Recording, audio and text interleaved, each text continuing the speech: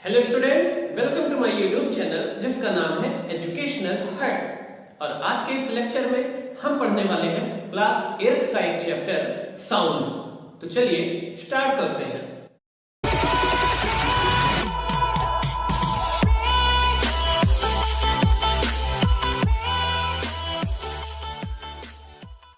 Sound plays an very important role in our daily life. हमारे daily life में sound का बहुत ज्यादा महत्व है।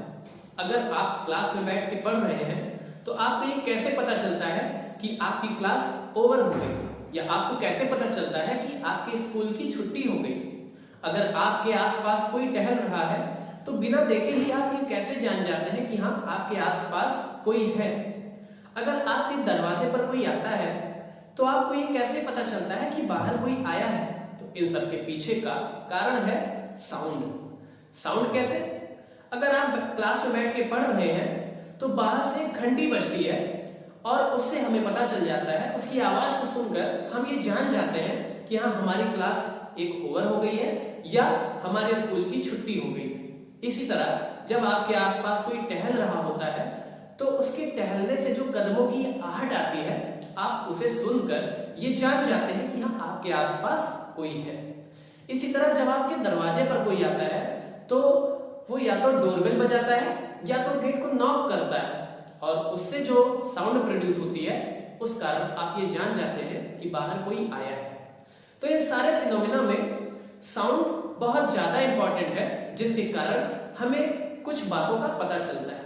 अब क्वेश्चन ये है यहाँ पर कि साउंड प्रोड्यूस कैसे होता है। How sound is produced. Sound कैसे प्रोड्यूस हुआ?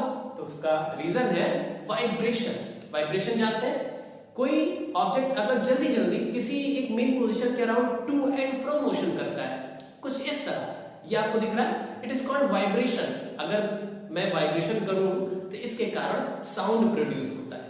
ठीक है, मैं इस तरह से इस मार्कर को वाइब्रेट कर रहा हूं तो इसकी साउंड मुझे हल्की हल्की आ रही है। पता नहीं आपको आ रही है कि नहीं आ रही है, आपको नहीं सुनाई पड़ेगी क्योंकि कुछ साउंड बहुत धीमे होते हैं और कुछ साउंड तेज होते हैं। तेज वाली आप सुन लेंगे, लेकिन जो बहुत धीमे हैं वो आप तक सुनाई नहीं देगी। तो आप भी अपने कान के पास ऐसे जल्दी जल्दी हाथ करिए, देखिए आपको साउंड सुनाई पड़ेगा। क्यों सुनाई पड़ेगा? क्योंकि you are producing vibration and due to vibration sound is created. आप जो वाइब्रेशन क्रिएट करते हैं उसके कारण साउंड प्रोड्यूस हो जाता है। अब बहुत सारे एग्जांपल ऐसे हैं जहां पर हम साउंड प्रोड्यूस कर सकते हैं। जैसे मैं इस बोर्ड पर अगर ऐसे मारूं तो आपको साउंड सुनाई पड़ा। कैसे साउंड सुनाई पड़ा? क्योंकि बोर्ड पर मारने से मैंने जो बोर्ड के पार्टिकल्स हैं उनको वाइब्रेट कराना शुरू कर दिया, वो जल्दी जल्दी वाइब्रेट करने लगे, इस कारण साउंड प्रोड्यूस हुआ। अब आप कहेंगे कि कहां वाइब्रेट कर रहे हैं, दिखाई तो नहीं दिया आपको? वाइब्रेट कर रहे हैं। किसी किसी कंडीशन में हम पार्टिकल्स को वाइब्रेट करते हुए देख सकते हैं, जबकि किसी किसी कंडीशन में हम पार्टिकल्स को वाइब्रेट करते हुए नहीं देख सकते हैं। जैसे मैं इसको वाइब्रेट कर रहा हूं, आपको दिख गया, लेकिन मैंने इसको वाइब्रेट किया बोर्ड को, तो आप बोर्ड को वाइब्रेट करते हुए नहीं देख पाए, जबकि यहाँ पे जो बोर्ड के छोटे छोटे पार्टिकल्स हैं वो वाइब्रेट हो रहे थे और उन्हीं के वाइब्रेशन के कारण साउंड प्रोड्यूस हुआ। ऐसे बहुत सारे एग्जांपल हैं जहां पर आप साउंड प्रोड्यूस करते हैं। तो कुछ एग्जांपल सामने बने भी हुए हैं। आपको पता है तबला एक म्यूजिकल इंस्ट्रूमेंट है। कैसे इसको बजाते हैं? इसके ऊपर जो मेम्ब्रेन लगा हुआ है, इस मेम्ब्रेन को हम अपने हाथों से बीट करते हैं, पीटते हैं। तो बीट करने के कारण क्या होता है, ये जो मेम्ब्रेन है ये वाइब्रेट करने लगता है। कभी ध्यान से देखिएगा, किसी के पास अगर तबला है, ऊपर से ऐसे पीटिएगा तो वाइब्रेट करने लगेगा, जिसके कारण साउंड प्रोड्यूस होती है। बिल्कुल उसी तरह जैसे स्कूल की जो घंटी है, जैसे जिसको बजने के कारण हम ये जान जाते हैं कि क्लास ओवर हो गई है या स्कूल की छुट्टी हो गई है। आप उसके पास जाइएगा, कभी उस बेल को ऐसे बजा के देखिए, तो बजाने के बाद उसकी ध्वनि कुछ देर तक ऐसे गूंजती रहती है। वो तब तक गूंजती रहती है जब तक वो घंटी वाइब्रेट करती रहती है। आप अपने हाथों को हल्के से ऐसे टच कीजिए, हल्के से फिंगर से ऐसे टच कीजिए तो आपको वो वाइब्रेशन फील होगा। और अगर आप कस के बेल को दबा दीजिए ऐसे, तो तुरंत ही साउंड का जो प्रोडक्शन है वो बंद हो जाएगा। क्यों बंद हो जाता है? क्योंकि जो वाइब्रेट कर रहा था अभी तक बेल, जिसके कारण धीरे धीरे साउंड निकल रही थी, आपने जल्दी से जाकर उसके वाइब्रेशन को रोक दिया। जब आपने कस के बेल को दबा दिया ऐसे, तो आपने उस बेल के वाइब्रेशन को रोक दिया, जिसके कारण उससे साउंड भी प्रोड्यूस होना बंद हो गए। तो यही कारण है साउंड के प्रोडक्शन का, वाइब्रेशन, जिस तरह आपने तबले में देखा। अब एक और इंस्ट्रूमेंट है पुराने जमाने का, अब तो कम ही चलता है। ये पुराने जमाने का एक म्यूजिकल इंस्ट्रूमेंट है जल तरंग। इसमें होता क्या है, कई सारे ग्लास बाउल या कांच की जो ग्लास आता है उसको हम ऐसे लाइन से रख लेते हैं और सब में अलग अलग लेवल तक पानी को फिल कर देते हैं। पानी के फिल करने से क्या होता है, जब हम किसी एक स्टिक से इस ग्लास बाउल के ऊपर मारते हैं, हिट करते हैं, तो हिट करने के कारण अलग अलग बाउल से अलग अलग तरह का साउंड प्रोड्यूस होता है और इस तरह एक म्यूजिक बनता है इससे। तो ये जल तरंग, ये भी एक म्यूजिकल इंस्ट्रूमेंट है। अब इसको बीट करने से या हिट करने से कैसे साउंड प्रोड्यूस हुआ, इसमें जो साउंड का प्रोडक्शन हुआ है, साउंड जो प्रोड्यूस हुआ है, वो हुआ है वाटर में क्रिएट वाइब्रेशन के कारण। ठीक है, जब हम ग्लास बाउल को हिट करते हैं तो ग्लास के पार्टिकल भी वाइब्रेट करते हैं और साथ ही साथ जो इसमें वाटर है उसके पार्टिकल्स भी वाइब्रेट करते हैं। तो इस तरह अलग अलग बॉल से अलग अलग तरह की साउंड प्रोड्यूस होती है, क्योंकि सब में वाटर का लेवल अलग अलग है। तो ये बात आप समझ गए। एक और जो बहुत ज्यादा फेमस इंस्ट्रूमेंट है वो है फ्लूट। फ्लूट आप सभी ने देखा होगा। क्या होता है फ्लूट में, हम एक सिरे को अपने मुंह पर रखते हैं और इसमें ब्लो करते हैं, फूंक मारते हैं। तो फूंक मारने से क्या होता है, बजने लगता है फ्लूट। अब फूंक मारने से कैसे साउंड प्रोड्यूस हुआ, यहाँ पे तो हमने पीटा तो है नहीं किसी को, ना बीट किया है ना हिट किया है, तो कैसे साउंड प्रोड्यूस हुआ। यहाँ पर जो साउंड प्रोड्यूस हुआ है वो इस एयर कॉलम के कारण। देखिए एक पाइप होती है जिसमें एयर फिल होती है और एयर को ही हम ब्लो करके अंदर साउंड को प्रोड्यूस करते हैं। देखिए कई ऊपर होल होते हैं और ये पूरा एयर कॉलम जब अपने माउथ से हम एयर को अंदर ब्लो करते हैं तो ये जो अलग अलग होल हैं इनको हम कभी दबाकर तो कभी किसी होल को खोलकर उससे एयर को पास कराने लगते हैं। तो जो एयर के मॉलिक्यूल या पार्टिकल हैं अंदर जाके वाइब्रेट करने लगते हैं और उसी वाइब्रेशन के कारण क्रिएट होता है साउंड। उसी वाइब्रेशन के कारण यहाँ पर फ्लूट में साउंड प्रोड्यूस हुआ। तो इस तरह से यहाँ पर भी साउंड के प्रोड्यूस होने का रीजन क्या है, वाइब्रेशन। और इस तरह जो लास्ट और सबसे ज्यादा फेमस इंस्ट्रूमेंट आप सब शायद इसे बहुत ज्यादा लाइक करते होंगे तो वो है गिटार। आप सभी जानते होंगे, बजाना भी चाहते होंगे, कई लोग बजा भी लेते होंगे। तो गिटार में क्या होता है, इसमें बहुत सारे स्ट्रिंग लगे होते हैं, वायर, जिन्हें हम स्ट्रिंग कहते हैं। 4-5 स्ट्रिंग ऐसे लगे होते हैं और क्या करते हैं, इन स्ट्रिंग को हम खींच के छोड़ते हैं।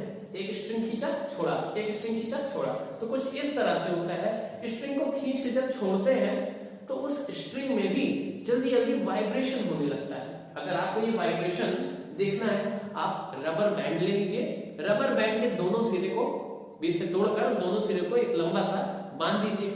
अब रबर बैंड को आप खींचेंगे और छोड़ देंगे तो क्या होगा, रबर बैंड ऊपर जाके ऐसे नीचे ऊपर नीचे ऊपर नीचे ऐसे होने लगेगा। तो ये है वाइब्रेशन। रबर बैंड में हमें कुछ ज्यादा दिखाई देता है, इस स्ट्रिंग में भी उसी तरह का वाइब्रेशन होता है, लेकिन इतनी ज्यादा जल्दी होता है कि ये हम कभी कभी नहीं देख सकते हैं। अगर आप ध्यान से देखें इसमें तो इसमें भी वाइब्रेशन आपको दिखाई पड़ेगा।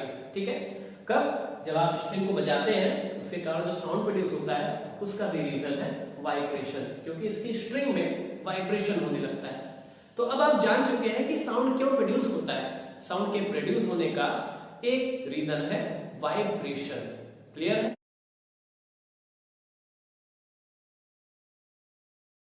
So our next topic is sound produced by humans. Humans कैसे sound produce करते हैं। जैसे मैं बोल रहा हूं और आपको सुनाई दे रहा है, इसका मतलब मैं भी तो साउंड प्रोड्यूस कर रहा हूं ना। कैसे प्रोड्यूस हो रहा है ये साउंड, तो यहाँ पर भी साउंड के प्रोड्यूस होने का रीजन है वाइब्रेशन। यहाँ कहाँ वाइब्रेशन हो रहा है, अगर आप अपने गले को यहाँ पे ध्यान से फिंगर से टच कीजिए, जहां से आप स्वेलो करते हैं तो एक पार्ट ऊपर नीचे होता है, वहां पर टच कीजिए तो आपको एक वाइब्रेशन फील होगा। ट्राई कर सकते हैं, कुछ भी बोलिए और यहां टच कीजिए, वाइब्रेशन फील होगा।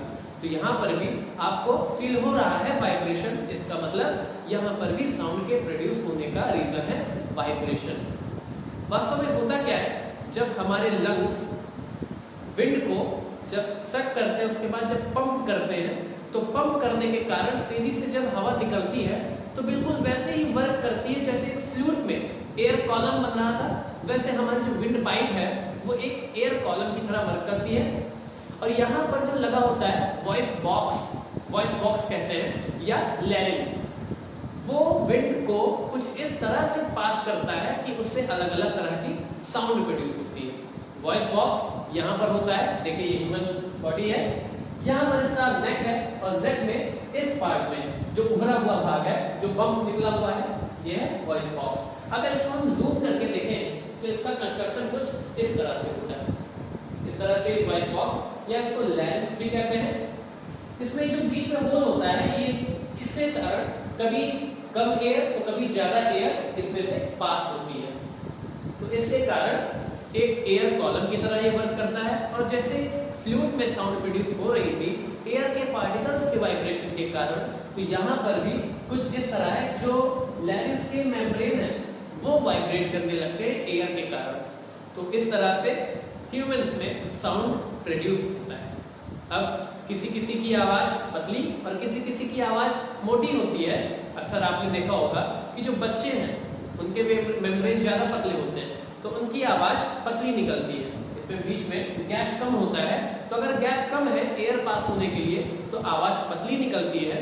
वहीं अगर हम वुमेन्स में देखें तो बच्चों से थोड़ा बड़ा गैप हो जाता है, जिससे आवाज उनकी थोड़ी सी मोटी होती है, लेकिन पतली वुमेन्स की भी होती है। और अगर हम बात करें मेंस में, तो मेंस में यही गैप बीच का थोड़ा ज्यादा हो जाता है, जिसके कारण आवाज मोटी निकलती है। तो यही रीजन है कि जो मेंस होते हैं उनकी आवाज वुमेन्स के कंपेयर में ज्यादा भारी क्यों होती है। आप समझ गए होंगे कि ह्यूमंस में कैसे साउंड प्रोड्यूस होता है। पढ़ते हैं next topic, sound need medium to travel और प्रोपगेशन। साउंड को ट्रेवल करने के लिए या एक जगह से दूसरी जगह आगे बढ़ने के लिए मीडियम की जरूरत होती है। अब ये मीडियम कुछ भी हो सकता है, लिक्विड फॉर्म में हो सकता है, सॉलिड फॉर्म में हो सकता है, या गैस में भी हो सकता है। मतलब अगर कोई ना कोई मीडियम है तभी साउंड आगे बढ़ेगा, नहीं तो साउंड ट्रेवल नहीं कर पाएगा।